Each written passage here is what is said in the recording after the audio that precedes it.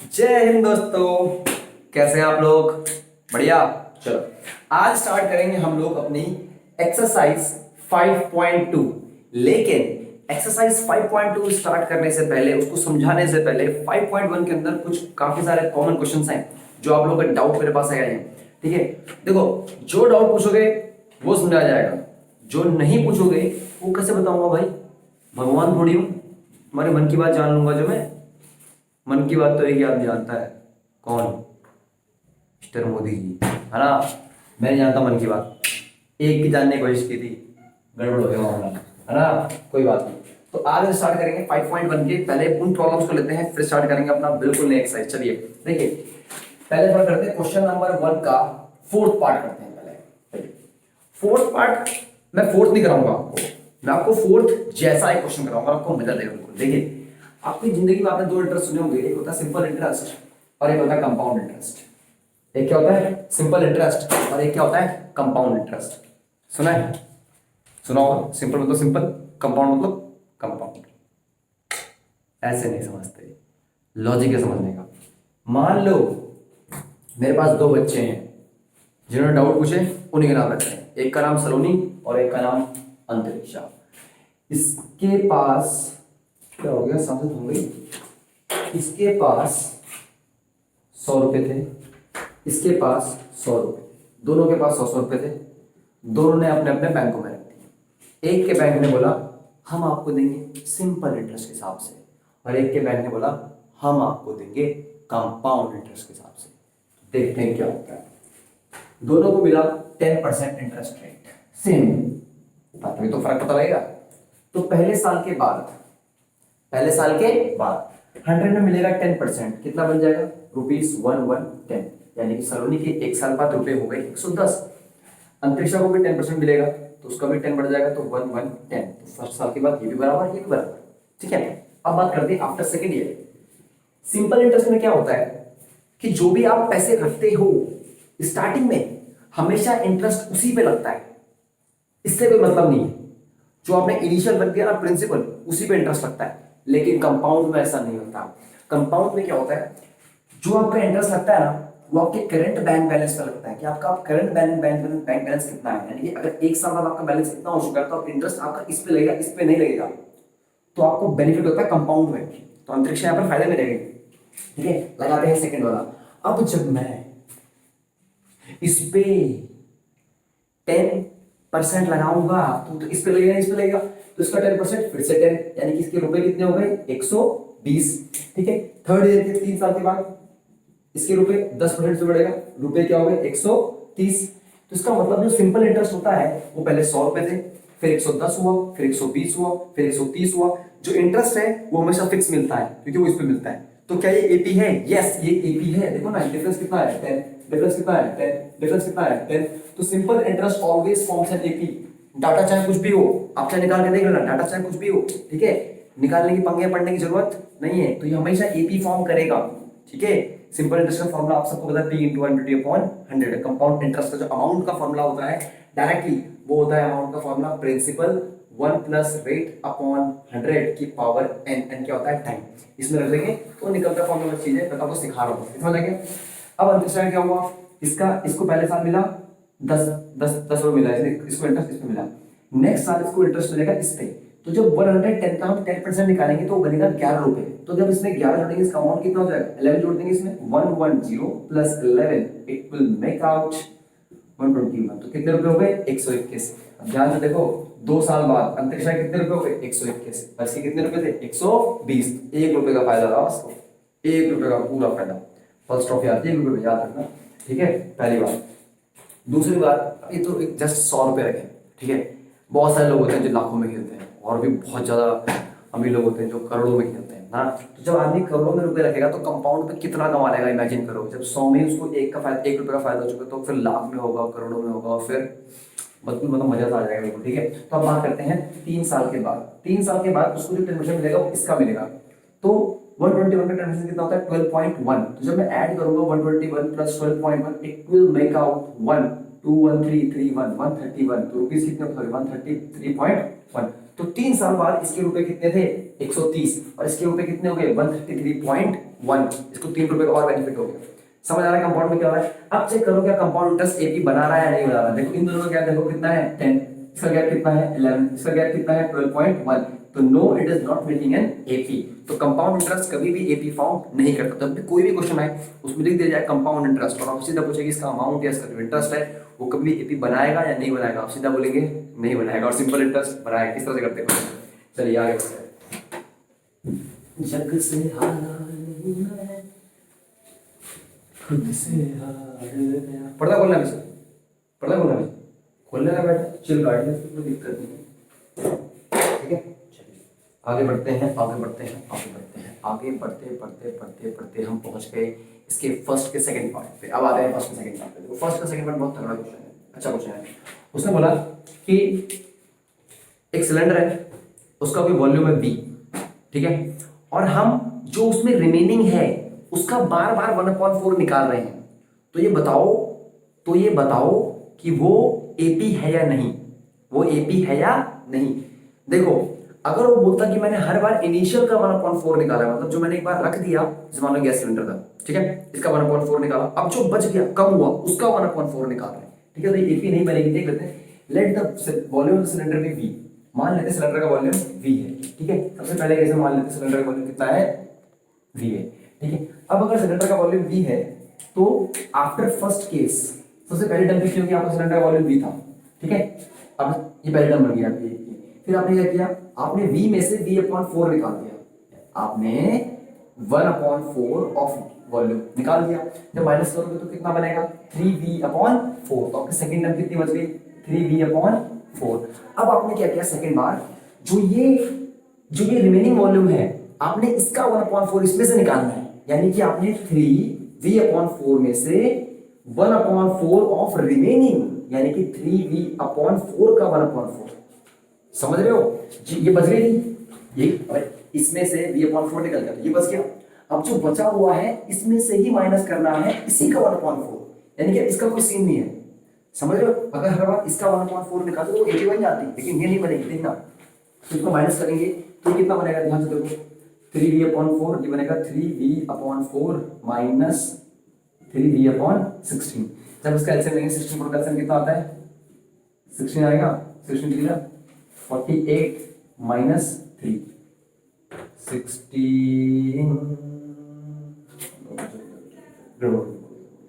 LCM कितना आएगा 64 4 4 3 12V minus 3V। तो ये कितना जाएगा 9V/16।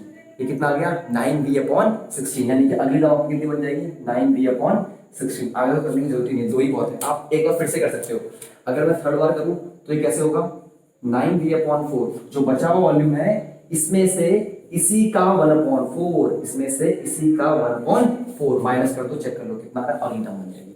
अब जब आप इसमें से इसे माइनस करोगे, इसमें से माइनस करोगे तो यहां से यहां माइनस करेंगे तो आपका आंसर आएगा V/4। लेकिन जब आप इसमें से इसे माइनस करोगे तो आपका आंसर V/4 नहीं आएगा। चेक कर लेते हैं, देखो 9V/16 माइनस 3V/4 नीचे, समझ में आएगा, ठीक है। हाँ तो जब हम इसको माइनस करेंगे, पहले तो डिक्रीजिंग एपी है, ठीक है, माइनस करेंगे तो एलसीएम कितना आएगा 16, यह आ जाएगा 9V 4 4 3 12, तो आ जाएगा माइनस 3V/16, यानी कि इसका डी कितना आ रहा है माइनस 3V/16, इसका डी कितना आ रहा है माइनस V/4। तो दोनों को दोनों इक्वल नहीं है, इसका मतलब ये एपी नहीं है। समझ आ रहा है आपको। अगर आपको V वाले फंडे से थोड़ा सा भी कंफ्यूजन है, देखो इसने कभी नहीं बोला कि मैं इनिशियल का 1/4 निकाल रहा हूँ, इसने बोला रिमेनिंग का जो गैस बच जा रही है हर बार उसमें से बची हुई गैस में से बची हुई गैस का 1/4, बची हुई गैस में से बची हुई गैस का 1/4, फिर वो नई टर्म बनती जा रही, ठीक है। अब देखिए इसको आप क्वेश्चन को ना एक और तरीके से कर सकते हो, बहुत इजी मेथड है वो भी, और उससे काफी अच्छा बच्चों को समझ आता है, ठीक है। तो मैं दोनों मेथड सिखाता हूँ बच्चों को। मान लो कि किसी का गैस का वॉल्यूम 100 है उस सिलेंडर का, ठीक है। आपने क्या किया फर्स्ट केस, आपने 100 में से 100 का 1/4 निकाल दिया, तो 100 का 1/4 कितना होता है 25, ये कितना बच जाएगा 70। तो एपी की टर्म कितनी बच गई 70। सेकंड केस, आपने 75 में से 75 का 1/4 निकाल दिया, 75 का 1/4 बैठेगा 19 या 18 पॉइंट समथिंग। तो जब इसको आप सॉल्व करेंगे तो कितना बैठेगा, खुद कर लीजिए फटाफट, 75 डिवाइड बाय 4, 4 1 4 3 5 8 3 2 3 हां 18 पॉइंट समथिंग, 18% बेटा। तो अब देखिए पहले कितना कम हुआ, 25 कम हुआ, अब कितना कम हो रहा है, 18.7 कम हो रहा है। तो उसके साथ 18.7 कम करेंगे, 75 माइनस 55 एक ऐड करेंगे 56, ये बैठेगा 56.2 के आसपास बैठेगा, जितने बैठेगा, ठीक है। तो अब फिर ऐसे आप थर्ड करेंगे और क्या करेंगे, 56 में से कैलकुलेटर कितनी बन जाएगी, 56.2, और क्या करेंगे 56.2 में से 56.2 का 1/4 करेंगे। अब देखो पहले आपने 1/4 माइनस किया 100 का, अरे 100 का 1/4 कुछ और होगा, फिर आपने माइनस किया 75 का 1/4 ये कुछ और होगा, फिर माइनस किया 56 का 1/4 ये कुछ और होगा। तो इसका मतलब इसमें से माइनस करोगे तो यहाँ तो आंसर आएगा 18.7 और यहाँ आंसर कितना आ रहा है 25। इसका मतलब डी दोनों का सेम नहीं आ रहा, इसका मतलब ये एपी नहीं है।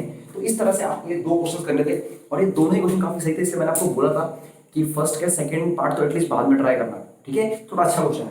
चलिए अब बात करते हैं हम लोग अपने सेकंड एक्सरसाइज की। देखो जो आपकी सेकंड एक्सरसाइज है उसको समझने के लिए आपको अलग से अपना दिमाग खराब या भेजा खराब करने की जरूरत नहीं है, वो बिल्कुल ऑलमोस्ट सिमिलर है हमारी पहले एक्सरसाइज से। जैसे कि आप सभी को पता है, हम लोग आपको बता चुके हैं कि जो एपी की पहली टर्म होती है उसको बोलते हैं ए, दूसरी टर्म बहुत ऊपर लिख रहा हूँ क्या, कोई दिक्कत नहीं, सेट करता हूँ अभी, ठीक है। चलो जो एपी की पहली टर्म होती है उसको क्या बोलते हैं ए, जो एपी की टर्म होती है उसको बोलते हैं ए, जो एपी की टर्म होती है बोलते हैं ए3, जो एपी की टर्म होती है ए4, ए1, ठीक है। अब जरा लॉजिक समझने की कोशिश करो। मैंने आपको पहले सिखाया था, इस सिस्टम सिखाया था इस तरह से कुछ, ये होती है फर्स्ट टर्म इसको बोलते हैं डी, ये होती है सेकंड टर्म इसको बोलते हैं डी, थर्ड टर्म इसको बोलते हैं डी, ये होती है फोर्थ टर्म। समझ आ गया। अब जरा लॉजिक समझने की कोशिश करो। लॉजिक ये कहता है, लॉजिक हमें प्यार से ये कहता है कि सर जबकि फर्स्ट टर्म है इसमें अगर आप डी जोड़ दो तो आप सेकंड टर्म में पहुंच जाओगे, ये तो कर देते हम फर्स्ट में हमने डी जोड़ा, फिर डी जोड़ा, फिर डी जोड़ा। अगर फर्स्ट में 2 बार डी जोड़ूंगा, एक बार इसमें एक बार इसमें, अगर फर्स्ट में 3 बार डी जोड़ूंगा 1 2 3 इसमें पहुंच जाऊंगा, देखो ना। अगर फर्स्ट टर्म में 1 2 3 बार डी जोड़ूंगा तो फोर्थ तक पहुंच जाऊंगा। तो लॉजिक ये कहता है सर फर्स्ट टर्म तो फर्स्ट टर्म है, लेकिन अगर मैं सेकंड टर्म मुझे चाहिए तो मुझे फर्स्ट टर्म में एक बार डी जोड़ना पड़ेगा। पहले पे खड़ा हूं, एक बार डी जोड़ूंगा तो कहां पहुंच जाऊंगा, दूसरी पे पहुंच जाऊंगा, है ना। तो अब मुझे थर्ड टर्म निकालनी है, बोलो क्या निकालनी है, थर्ड टर्म निकालनी है, थर्ड टर्म निकालनी है। थर्ड क्या होती है, ए में 2 बार डी जोड़ दो। अब मुझे फोर्थ टर्म निकालनी है, तो ए में 3 बार डी जोड़ दो। बिल्कुल सिंपल, पहले पे खड़े हो 3 सीढ़ी चढ़ जाओगे, चौथी में तो पहुंच जाओगे, क्योंकि पहले पे तो पहले से खड़े हो, 3 और चढ़ोगे ना, है ना। तो ऐसे ही करके अगर मुझे मान लो 10th टर्म निकालनी है तो मैं क्या करूंगा, ए में 9 बार डी जोड़ूंगा। तो आप लॉजिक फॉर्म करने की कोशिश कीजिए। लॉजिक क्या बन रहा है, मान लो मुझे ए में मुझे nth टर्म पे पहुंचना है, n कुछ भी हो सकता है, तो a प्लस, अब देखो 2 के लिए मैंने 1 यहाँ पर 1 है, कुछ नहीं तो 1 है, 3 के लिए 2, 4 के लिए 3, 10 के लिए 9, हर किसी के लिए कम हो रहा है, तो a के लिए क्या हो जाएगा, a plus n minus 1 into D. It is the general expression for the nth term. ये nth टर्म का एक जनरल एक्सप्रेशन है, इसका मतलब एक एपी है, मान ये एपी है, ठीक है। मैं आपको ए दे दूंगा, मैं आपको डी दे दूंगा और मैं आपसे बोलूंगा बताओ इस एपी के 1000वें नंबर पे कौन बैठा है, बताओ इस एपी के 1000वें नंबर पे कौन बैठा है, यानी कि इसकी 1000वीं टर्म कौन सी है। आप क्या करोगे, ए रख दोगे, ए यहाँ रख दोगे, एन की वैल्यू 1000 रख दोगे और डी मैंने आपको दिया हुआ है, तो आपको पता लग जाएगा 1000 नंबर पे कौन बैठा है। आपको लिखने की जरूरत नहीं, 1000 तक लिख रहे हो, हाँ जोड़ जोड़ के बोले 1000 तो भैया ये बैठा है, ऐसे लॉजिक से समझ लो क्या बोल रहा हूँ। तो कुल मिलाकर फॉर्मूला एक ही है। अब ध्यान से देखिए, इसके अंदर वेरिएबल कितने हैं, 1 2 3 4, इसके अंदर 4 चीजें हैं, एक तो है एन, एक है ए, एक है एन, एक है डी। जब भी कोई क्वेश्चन देगा आपको वो, तो सबसे सिंपल क्वेश्चन क्या होगा, इन 4 में से आपको 3 दे देगा और 1 पूछेगा। इन 4 में से कोई आपको 1 2 3 दे देगा, कोई 1 पूछेगा। अरे कोई 1 भी नहीं पूछेगा तो क्वेश्चन क्या बनेगा, क्वेश्चन बनाने के लिए कुछ तो पूछना पड़ेगा ना उसको। सबसे टफ क्वेश्चन पता क्या होता है, जिसने कुछ पूछे ही ना, क्या करना है खुद को पता ही नहीं, सब कुछ दिया हुआ है, तो वो सबसे टफ क्वेश्चन होता है। हाँ याद रखना, सबसे सिंपल क्वेश्चन, आपको 4 वेरिएबल हैं, 4 में से आपको 3 दे देगा, 1 पूछ देगा, वो सारी वैल्यू पुट करनी आराम से निकल जाएगा। एक और टाइप ऑफ क्वेश्चन होता है जहां पे आपको 2 वेरिएबल दिए होंगे, 2 निकालने होंगे, तो वहां पर आपको एक इन्फॉर्मेशन नहीं देगा, वहां पर आपको 2 इन्फॉर्मेशन देगा, क्योंकि वो बन जाएगा लीनियर इक्वेशन इन 2 वेरिएबल। समझते हैं, टेंशन मत लो, अगर सीधे नहीं थोड़ी दिक्कत भेजा वो हो रहा है, क्वेश्चन करते हैं अपन लोग, टेंशन लेने की जरूरत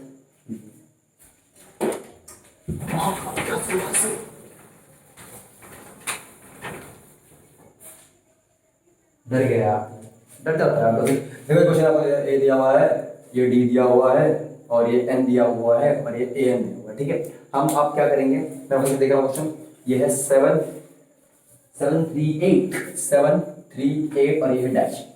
समझ रहे हो?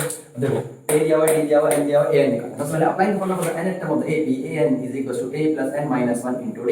Putting the value of a an तो निकालना है। a की वैल्यू कितनी है 7 प्लस n कितना है, n कितना है 8, तो 8 minus 1 और d कितना है 3, तो a n कितना बन जाएगा 7 plus 8 minus 3 is 7, 7 3 जा 21, 21 plus 7 a equal कितना है 28। छुट्टी आ गया आंसर। कितना रद्दी क्वेश्चन था रे बबुआ, समझ आ गया ना? ऐसे चुटकी बजाते ऐसे बन जाएगा क्वेश्चन, चुटकी बजाते बन जाएगा, चुटकी बजाते बन जाएगा ए। ठीक है, अगला क्वेश्चन ए, फिर से क्या डी, फिर से क्या एन, फिर से क्या एन। इस बार कर दिया बोलो भाई, माइनस किया 18, अगला दिया डैश, अगला दिया 10, अगला दिया 0। तो डैश नहीं कर सकता, एक इंफॉर्मेशन में 2 डैश नहीं कर सकता, नहीं निकाल पाओगे, भगवान तुम नहीं हो। ठीक है, फिर से बोलना पड़ता है term a plus n minus 1 into d।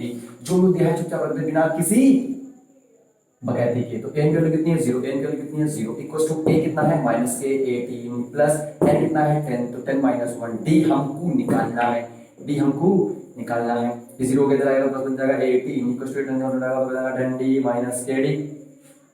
सही तो है? अरे यार फिर दिमाग 10 minus 1 is 9, 90 आ जाएगा। क्या है कैसी मैथ, कितना आ गया कितना गया 2। इतने रद्दी क्वेश्चन ना, हंसते हंसते लग जाएंगे रस्ते। ठीक है, एकदम हो जाएंगे क्वेश्चन, बनते रहेंगे मजा आएगा, मजा आएगा। तो मैं उम्मीद करता हूँ कि मैं आपको एक क्वेश्चन और करवा रहा हूँ, एक क्वेश्चन और करा रहा हूँ, एक क्वेश्चन करवा रहा हूँ। ये ऐसे डब्बे वाले क्वेश्चन हैं, टके टके टके टके। ठीक है, डब्बे जो दिए हैं अपने हिसाब से दिए हुए हैं। ये है हमारी पहली टर्म, ये है हमारी दूसरी टर्म, ये है तीसरी टर्म, ये है चौथी टर्म। बहुत इजी क्वेश्चन है, जो दिया है वो सिंपल फॉर्म में लिख दो। ये कौन सा टर्म है, सेकंड टर्म, तुम क्या हो 13, फोर्थ टर्म तुम क्या हो 3, हमको तो पता है तुम क्या होते हो a plus d is equals to 13, तुम क्या होते हो a plus 3d equals to 3। जो दिया है लिख लिया मैंने, a4 की वैल्यू plus 3d होती है, a2 की वैल्यू plus d होती है। इसको इसके नीचे ला के लिखते हैं, ध्यान से देखो। इक्वेशन नंबर 1 बन गया, इक्वेशन नंबर 2 बन गया, लीनियर इक्वेशन है 2 वेरिएबल, बस वहां पर x और y था, यहाँ पर a और d है। जब आप वहां पर x और y निकाल सकते हो तो आप यहाँ पर a और d भी निकाल सकते हो। क्या कर देंगे दोनों इक्वेशन को, माइनस कट जाएगा, d माइनस 3d कितना जाएगा माइनस के 2d। अभी दे 13 से 3 कितना आ गया 10। वैसे भी ये भी अगर डिक्रीज करके देखो, पहले 13 आया तो फिर 3 आया, इसका मतलब d नेगेटिव है। ये हिंट मुझे मिल चुकी है। ठीक है, तो d कितना आएगा मेरा माइनस के 5, d कितना आ चुका है माइनस के 5। अब आप बताओ, तो इसकी वैल्यू आपको पता है a प्लस डी कितना था 13, a प्लस b कितना है माइनस 5 13, तो a minus 5 is equal to 13 हो जाएगा, ऐड हो जाएगा, a कितना आ जाएगा 18। इसका मतलब फर्स्ट टर्म कितना है 18, फिर 5 कम होगा 13, फिर 5 कम होगा 8 बन गया। हो समझ आ रहा है कैसे करते क्वेश्चन? बहुत ही इजी और क्वेश्चन है कि नहीं? तो मैं उम्मीद कर रहा हूं कि आप लोग question number 1, question number 2, question number 3, question number 4, question number 5 तक तो आप आराम से कर सकते हैं। उसके बाद 6th क्वेश्चन थोड़ा सा अच्छा है, होता है तो सही है, तो कोई दिक्कत नहीं। उसको जितने क्वेश्चन आपसे बन पाते हैं ट्राई कीजिए। मैं जो अगली वीडियो लाऊंगा उसमें 5.3 स्टार्ट नहीं करूंगा, उसमें 5.2 के ही अच्छे क्वेश्चन आपके लिए सॉल्व करके रखूंगा। जितने भी एक्सरसाइज वाले एक्स्ट्रा क्वेश्चन तो होंगे, अभी सिर्फ एक्सरसाइज वाले। बोलो यार कोई दिक्कत है, कोई परेशानी नहीं है? तो उम्मीद कर रहा हूं आपको बहुत समझ आया होगा, और हम लोग मिलेंगे कल। आपको मिलने वाली है लाइव प्रोसेस की वीडियो। हो सकता है कल आपको 2 वीडियो मिले, एक लाइव प्रोसेस की भी, लाइव प्रोसेस थोड़ी लंबी वीडियो होगी, उसमें जो यहाँ जितना पढ़ाया उसके 2 वीडियो आपको, मतलब 2 लेक्चर का कंटेंट आपको एक ही वीडियो में दिया जाएगा, पहली चीज। और दूसरी चीज ये भी ध्यान रखें कि अगली जो वीडियो होने वाली है वो 5.2 का जितने भी डाउट आप लोग मुझसे पूछोगे वो मैं अगली वीडियो में लेके आऊंगा। तो इसलिए पहले बोल रहा हूँ 5.2 जितनी होती है उतनी ट्राई करें, और मुझसे डाउट पूछना। जो भी क्वेश्चन आपसे नहीं बनता है, मतलब भैया आपने क्वेश्चन ट्राई किया, आपसे क्वेश्चन नंबर 6 नहीं लगा, बोल दो भैया क्वेश्चन नंबर 6।